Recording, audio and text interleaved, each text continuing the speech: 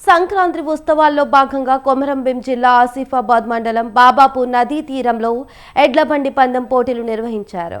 కొమరంభీం జిల్లాతో పాటు మంచిర్యాల జిల్లా నుండి మొత్తం 15 ఎడ్ల బండ్లు ఈ పోటీల్లో పాల్గొన్నాయి.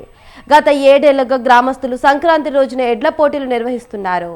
జిల్లా నలుమూలల నుంచి వచ్చిన రైతులు, ప్రజలు ఎడ్ల బండ్ల పోటీలను తిలకించారు.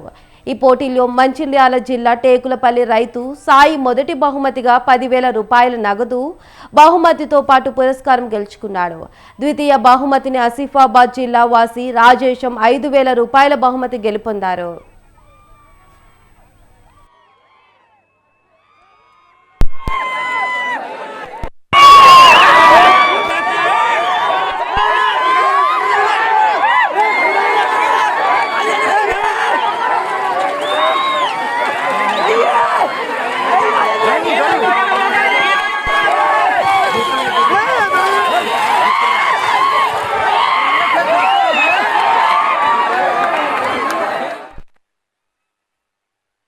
గ్రామంలో 7 ఏళ్ల నుంచి ఎడ్ల పోటీలు, ముగ్గుల పోటీలు మరియు కబడ్డీ పోటీలు నిర్వహించడం జరుగుతుంది.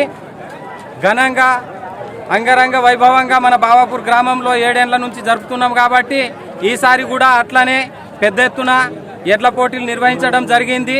ఈ ఎడ్ల పోటీల్లో పాల్గొన్నవారు 20 బండ్లు ఉంటాయి. అందులో టేకులపల్లికి సంబంధించిన బండి మొదటి బహుమతి గెలిచింది.